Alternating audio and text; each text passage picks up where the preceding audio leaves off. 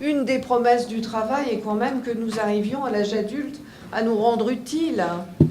Et je dis toujours, heureusement que le petit garçon qui adorait arracher les pattes des mouches quand il avait 6 ans et qui aimait bien épingler les papillons vivants sur des plaques de liège, bref, un petit garçon un peu sadique, heureusement que ce petit garçon est devenu un grand chirurgien à l'âge adulte.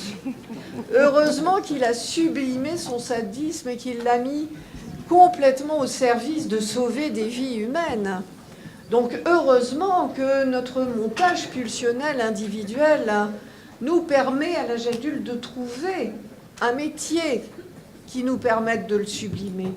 Heureusement que la petite fille qui aimait bien écouter aux portes et ouvrir les armoires fermées à clé a pu devenir psychanalyste et même se faire payer pour écouter des secrets de famille.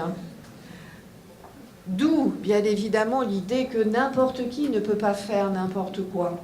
On ne peut pas tous travailler dans le service des pompes funèbres. On ne peut pas tous travailler dans cette polyvalence qu'on veut nous imposer, sous prétexte que nous résistons au changement en ne voulant pas changer de métier. C'est une certaine représentation du monde qui se met au service d'un pouvoir, avec une certaine conception, effectivement, de la façon dont il faut gérer les hommes, et gérer les entreprises, et gérer les organisations, comme on gère les choses. Parce que l'organisation taylorienne du travail, ça n'est pas qu'une organisation technique, c'est une philosophie sociale aussi. Les institutions européennes ont créé, avec les grandes entreprises multinationales européennes, the European Foundation for Quality Management, la Fondation européenne pour le management par la qualité. Et ça, cette institution-là donc, propose des nouvelles formes de management, qui est le management par la qualité, et qui préconise l'excellence durable. Et ça, c'est le novlangue managérial et ce qu'elle a de paradoxal. C'est-à-dire, être excellent, c'est être hors du commun.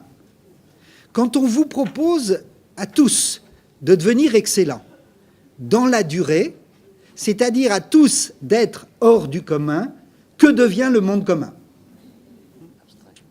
C'est-à-dire que devient la société? La société, c'est le monde commun, c'est l'être ensemble, c'est là où tout le monde a sa place, etc. Ce qui montre que l'excellence produit l'exclusion. C'est-à-dire que l'excellence est le moteur de l'exclusion. Il y a un enjeu fondamental qui est comment est-ce qu'on oblige les salariés qu'on paye, du point de vue de l'employeur, pour qu'ils travaillent non pas comme ils le sentent, comme ils l'entendent, comme ils le souhaitent, mais du point de vue des critères de l'entreprise dans le contexte capitaliste. Alors c'est plus ou moins un contexte industriel dans les années 60-70. Il devient progressivement un contexte de capitalisme financier.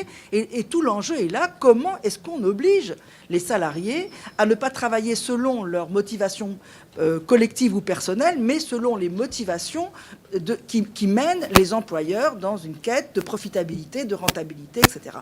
Et c'est pour ça aussi qu'il faut passer au niveau politique, parce que les politiques, depuis 30 ans, s'occupent de l'emploi et ont abandonné la question du travail. Il serait temps qu'ils remettent au cœur de leur programme politique